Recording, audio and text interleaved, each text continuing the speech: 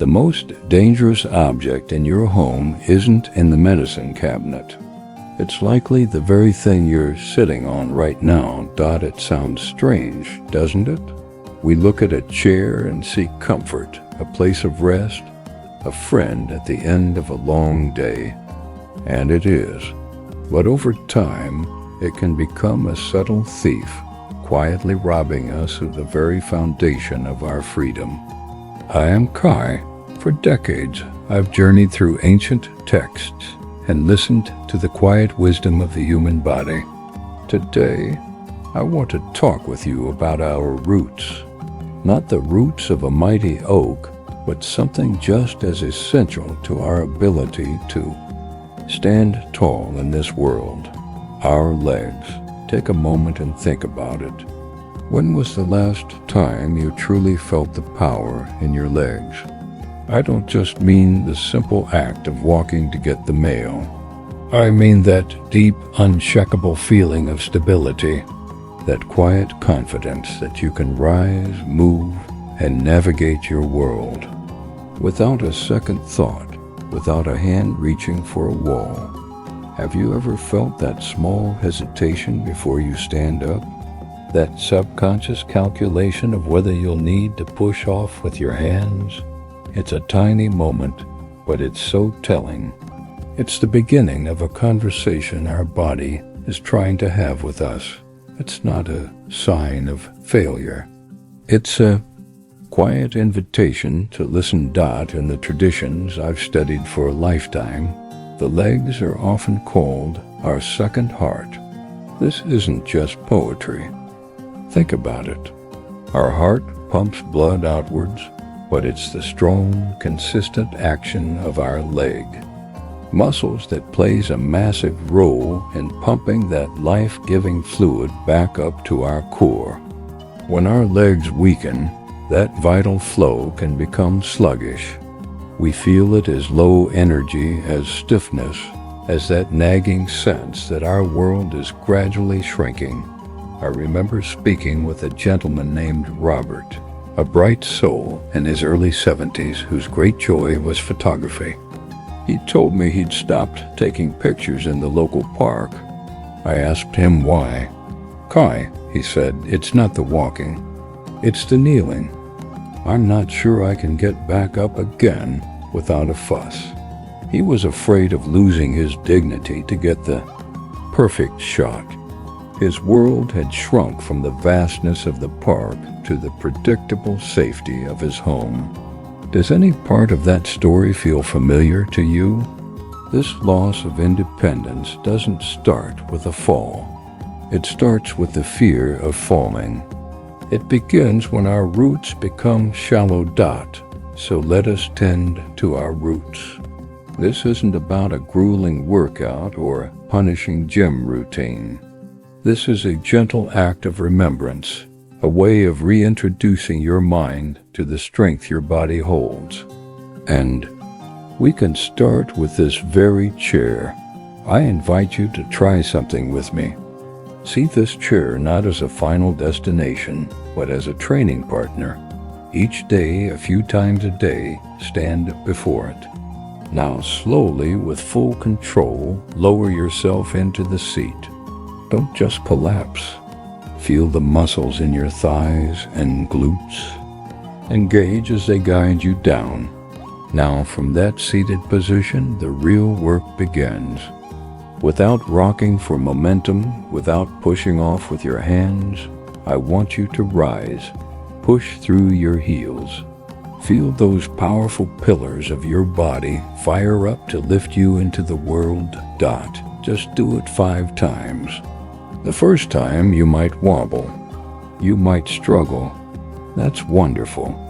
That wobble is the sound of sleeping muscles being awakened. It is the feeling of your roots digging deeper into the earth. And we can add another simple ritual. While you wait for your tea to steep or the toast to pop, stand at your kitchen counter. Place your hands on it lightly, just for balance. Now, slowly rise up onto the balls of your feet. Hold it for a breath. Feel that clean line of energy shooting up from your toes through your calves. This is more than a simple exercise. This is a declaration. With every small, intentional movement, you are sending a powerful message through your entire nervous system. I am not giving up.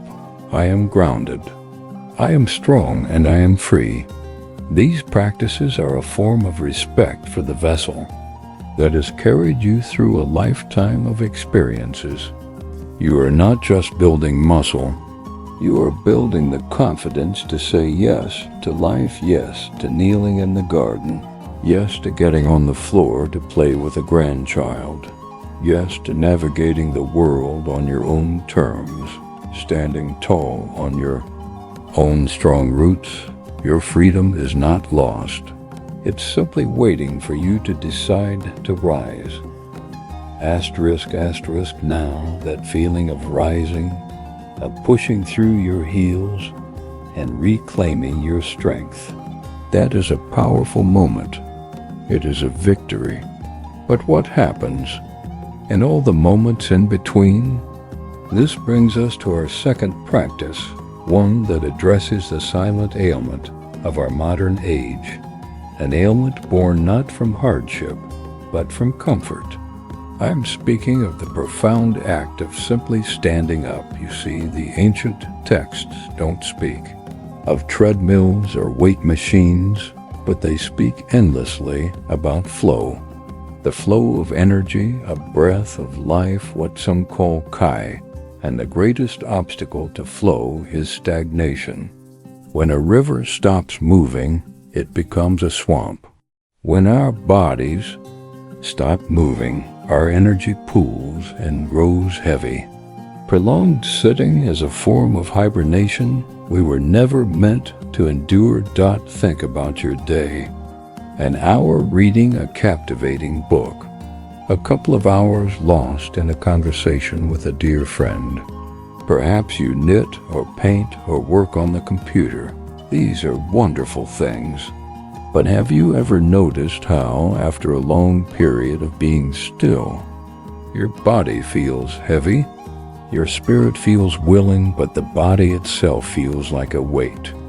It's as if the body has folded in on itself, the spine curving into a question mark, the lifeblood settling in our lower limbs. I once knew a woman named Carol, a brilliant quilter. She would spend 4 or 5 hours at a time, lost in her beautiful, intricate work. She told me, Kai, at the end of it, my mind is soaring, but my body feels 100 years old. It takes me a good 10 minutes just to feel like I'm walking normally again. Her story struck me because her joy was creating a kind of physical prison. The very act that brought her spirit to life was lulling her body to sleep. This is the great paradox of the chair. It supports us, but it does not ask us to support ourselves. So the practice is this. Once every hour, rise. You don't need a timer that shrieks at you. This is not a punishment. It is a gentle rhythm, an internal promise you make to yourself. When you feel that hour has passed, see it as an opportunity. Take a moment and just stand. Rise from your chair. Roll your shoulders back and let them fall away from your ears. Can you feel that? It's the feeling of releasing a burden you didn't even know you were carrying. Lift your arms towards the ceiling, stretching through your fingertips as if greeting the morning sun, even if it's the middle of the afternoon. Perhaps you march gently in place for 30 seconds, just waking up the blood in your veins. This simple act is a powerful signal. You are reminding your bones that they are designed to bear your weight, which is what keeps them strong. You are telling your muscles and your ligaments, we're still in this. We are a team. You are, quite literally, breaking up those stagnant, pools of energy and inviting flow back into your own physical river. The choice is remarkably clear, and it presents itself to us a dozen times a day. The more you intentionally move, the more your energy returns. The less you move, the more it fades. This is a fundamental law of nature. So listen. Listen for that quiet call from your body. The call that says it's time. Don't ignore it. Honor it. It takes less than a minute, but its effects ripple through the rest of your day. With every hour, you have a new choice: to sink deeper into the quiet slumber of the chair, or to rise and declare to your body and to the world, I am here, I am present, and I am still vibrantly alive. So we have honored the strength in our roots, and we have made a promise to rise frequently, to awaken the lifeblood within us. This is the foundation. But what do we do with that awakened energy? How do we keep it from scattering? This brings you to our third practice, and it is perhaps the most beautiful. I call it the sacred dance of breath and body. Now, when I say words like Tai Chi or gentle yoga, what comes to mind? For many, it's an image of a class, complex poses, or a feeling of, oh, I could never do that. I'm not flexible enough. Let's release those ideas. Let them float away like clouds. This isn't about becoming a master or twisting yourself into a pretzel. This is about you in your own living room, having a quiet, moving conversation with yourself. I once worked with a man named David. He was a retired accountant, sharp as a tack, but he lived almost entirely in his head. His body, he said, felt like a stiff suit of armor he had to drag around. He was perpetually anxious, his shoulders hitched up by his ears, his breath shallow and tight. His body and his mind were strangers to one another. We didn't start with anything complicated. I simply asked him to stand, close his eyes, and for 1 minute do nothing but notice his own breathing. Then I gave him a single instruction.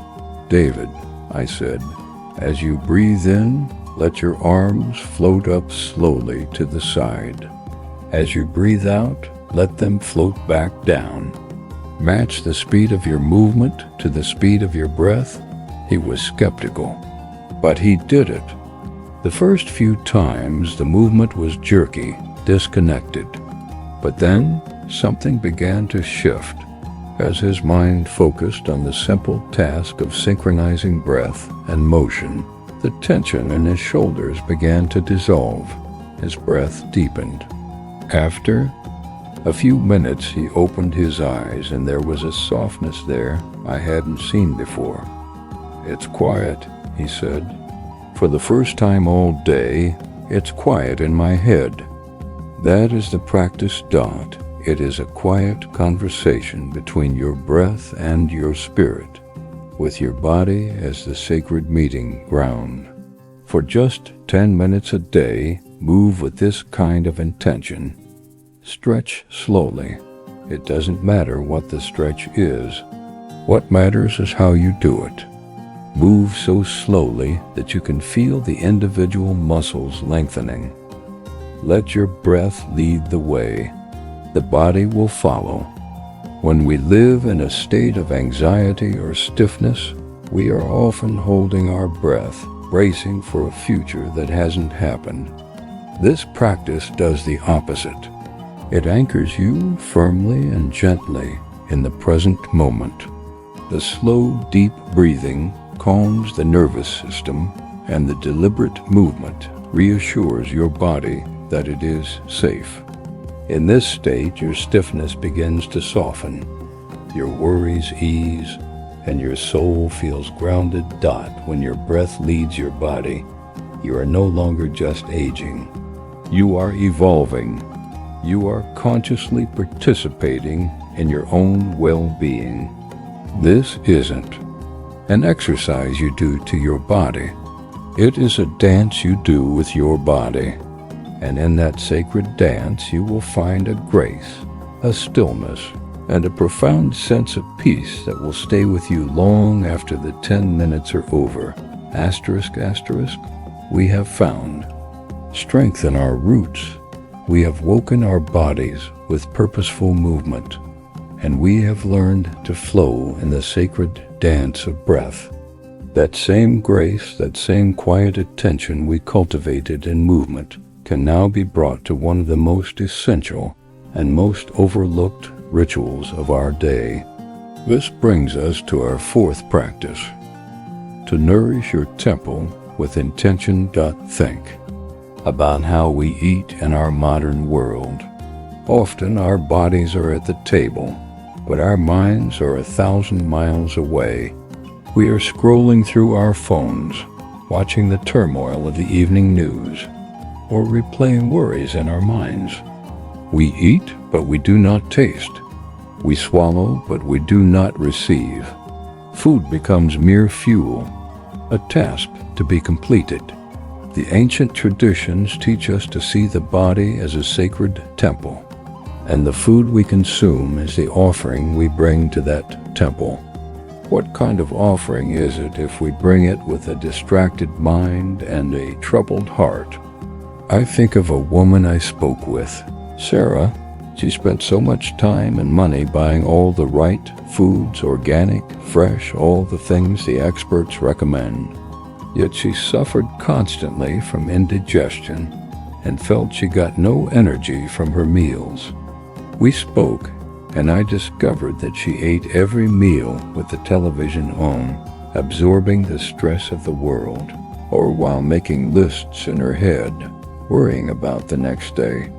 Her food was perfect, but her body couldn't receive the gift because her mind was at war. So, the practice is not about changing what you eat, but profoundly changing how you eat. I invite you to try this just for one meal a day. Before you take the first bite, simply pause. Look at the food on your plate. See the colors, the textures. Take a moment to acknowledge with gratitude where it came from: the earth, the sun, the rain, the hands that harvested it. This takes only a breath, but it changes everything.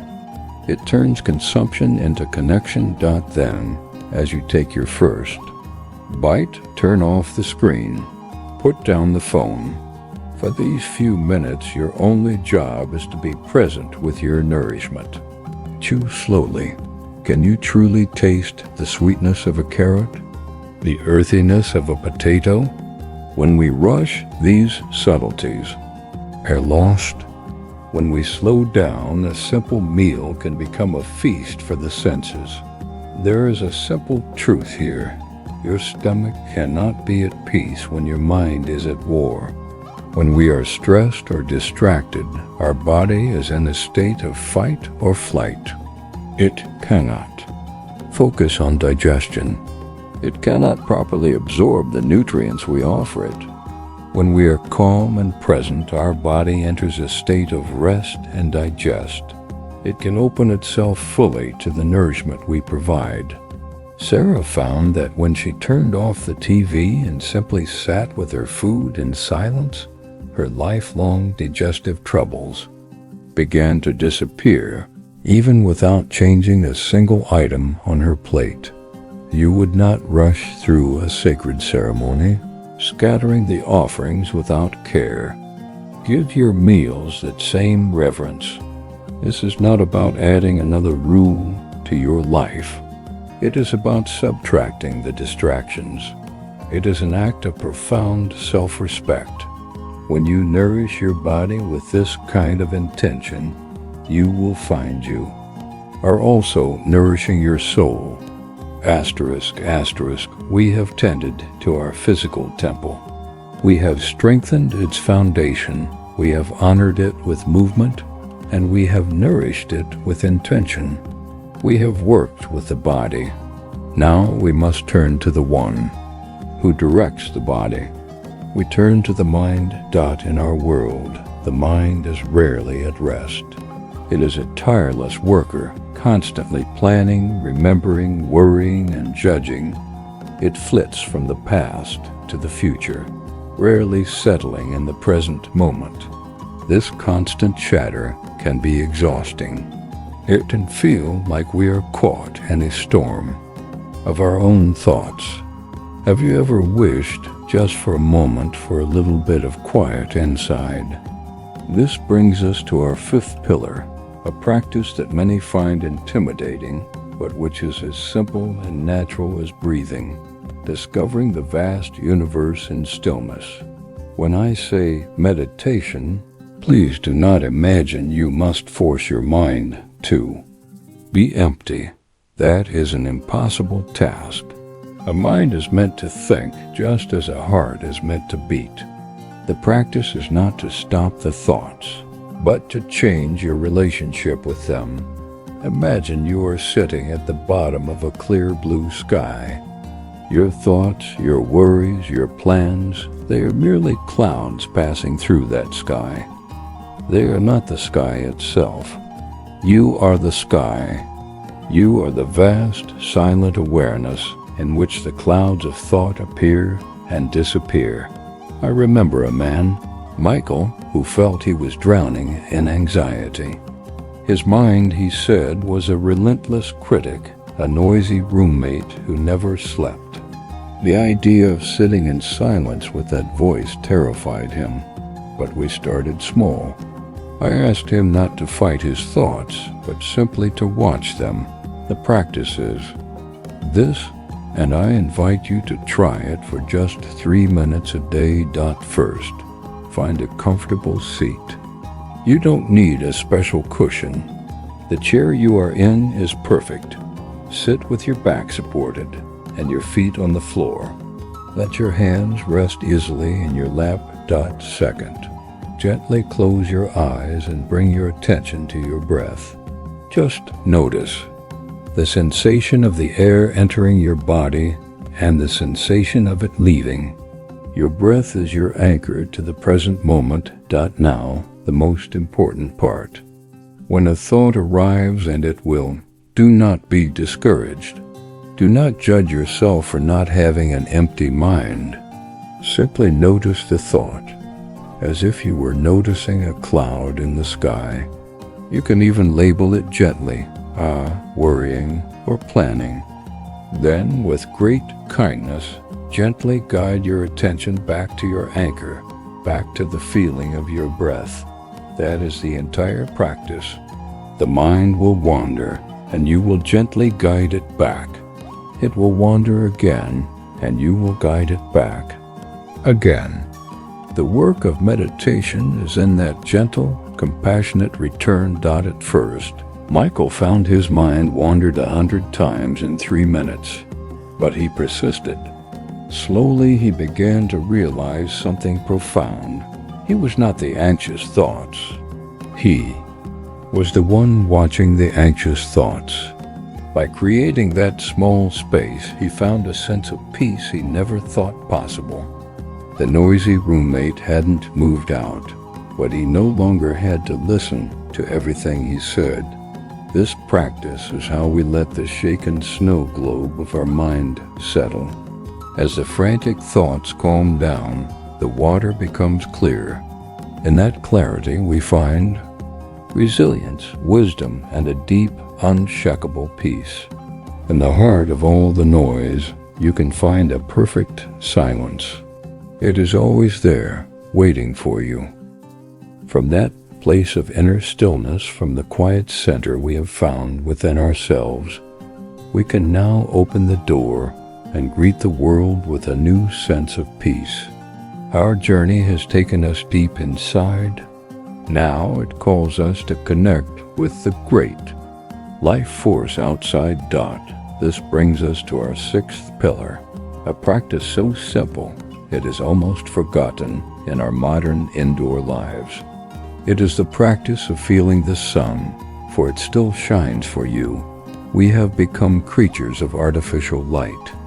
We live and work under the hum of fluorescent bulbs and the glow of screens.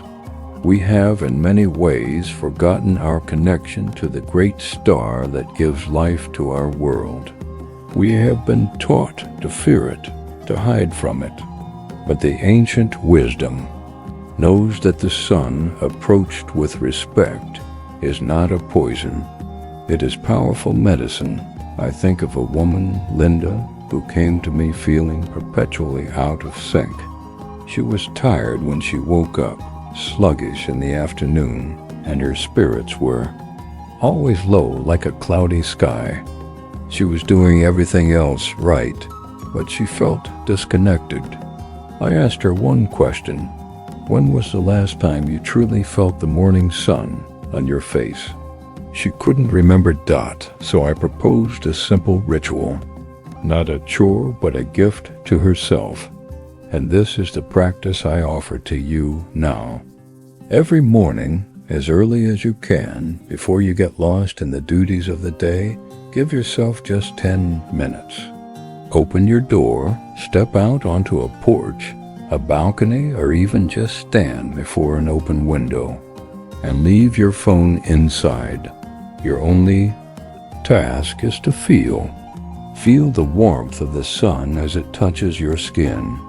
Notice the unique color of the morning light. Breathe in the cool, fresh morning air. This is a form of nourishment, just as real as the food we eat. This simple act does two profound things. First, it speaks to the ancient clock inside your body. The morning light sends a powerful signal to your brain that says, the day has begun. This helps to regulate all your body's rhythms, giving you more energy during the day and preparing you for deeper sleep at night. It is the master switch for your vitality. The sun's light also blesses our bones with strength, a gift we need more than ever as we age. Second, and just as important, it speaks to your spirit. To stand in the light of a new day is a powerful reminder of renewal, of hope, of new beginnings. It connects you to a rhythm far greater than your own worries. It is a quiet declaration that you are a part of this living, breathing world. When you face the sun, it shows you that your story still matters, that there is still light and warmth for you. Linda began this practice. At first, it felt strange just standing there. But soon, she said, it became the most important 10 minutes of her day. Her energy returned. Her mood lifted. She felt, in her words, plugged back into the world. Do not hide from this gift. Let nature's great lamp warm your skin and fill your spirit. Let the sun show you that your story is still being written every single day. Asterisk, asterisk, just as we have learned. To greet the morning sun, to awaken our vitality, we must also learn to honor the sacred darkness that invites our recovery. Our modern world celebrates action, speed, and constant productivity, but it has forgotten the profound power and wisdom that is found in true rest. We often think of sleep as the end of the day, an inconvenience, or a switch that we simply turn off. We carry the chaos and worries of our day right up to our pillows. We fall into bed with our minds still racing, scrolling through phones or watching thrilling shows, and then we wonder why we wake up feeling as though we have run a marathon. In our dreams, this brings us to our seventh pillar, a crucial and often disrespected practice. Honoring sleep not as an afterthought, but as your daily sacred healing ritual. You do not get stronger when you are exercising. You get stronger when you recover from the exercise. You do not learn more when you are reading. Kai. You learn more when your brain processes the information in quiet. The healing, the rebuilding, the deep restoration of body and mind, all of this happens in the sacred workshop of sleep. I remember a man, Thomas, who was proud of getting his 8 hours every night, but he was perpetually exhausted. When we spoke, I learned his ritual. He would watch intense news programs and answer emails in bed right until the moment he turned off the light. His body was in bed for 8 hours, but his mind never truly left the battlefield of his day. His sleep was a ceasefire, not a peace treaty. The quality of your sleep is determined by the quality of the hour that comes before it. I ask you to create a sacred transition, a buffer zone between your busy day and your healing night. This is the practice. In the last hour before you intend to sleep, make a conscious choice to begin winding down. Dim the lights in your home. This simple act sends a powerful signal to your brain that the day is ending, just as the morning sun signaled its beginning. Put away the screens. The phone, the television, the computer, their light is like a shout to the mind when what it needs is a whisper. They keep your brain in a state of alert, of problem solving and stimulation. Instead, allow for quiet. Perhaps you read a chapter from a physical book, something gentle that soothes the spirit. Perhaps you listen to calm music. Perhaps you do a few of the slow, mindful stretches we spoke of earlier, releasing the physical tension of the day. This final hour is not for solving the world's problems, or even your own. It is simply for slowing down, for letting the dust of the day settle. As you finally lay down to rest, let go of all you have carried. Take a slow, deep breath, and as you exhale, give your body permission to heal. Your only job now is to surrender. This is not lost time. This is the most productive time of your entire day. This is when your cells repair themselves, when your memories are consolidated, when your energy stores are replenished for the day to come. You are not just sleeping. You are actively rebuilding your life. Your healing begins the moment you close your eyes with intention. We have walked the full circle of our path together. We have learned to strengthen our roots and rise with purpose. We have found the sacred dance in our breath and brought intention to our nourishment. We have discovered the universe in stillness, bathed in the medicine of the sun, and honored the healing power of sleep. We have tended to the body, the mind, and our connection to the world. And now we arrive at the final pillar. It is not so much a practice as it is a way of seeing. It is the light that illuminates all the other pillars and makes them shine. This is the practice of cultivating a grateful heart. The mind can be seen as a garden. If we are not mindful, the weeds of fear, of regret for what is past, and of complaint for what is present can grow wild. They can choke out the light. It is so easy, especially as the years pass, to tend to this garden of weeds. We can spend our days noticing every ache, every limitation, everything that is not as it once was. But we have a choice. We can, with gentle intention, choose to cultivate. The flowers. I once knew a man named Arthur. His life had become a ledger of his pains. He knew every joint that ached and every task that was now difficult. His story was a story of loss. I suggested he try a new kind of accounting. For 1 week I asked him to keep a small notebook by his bed, and each night before sleeping to write down 3 small things from his day for which he was truly grateful. At first, he resisted. What was there to be grateful for? But he started. The first night, it was simply the coffee was warm and tasted good. The next day, my son called. The day after, I saw a cardinal at the window. Slowly, something miraculous began to happen. By actively looking for things to write in his journal, he began to notice more good in his day. The weeds didn't magically vanish. The aches were still there, but they were no longer the whole garden. The flowers of gratitude began to bloom, and soon they were all he could see. His pain hadn't changed, but his experience of life had transformed. This is the final practice.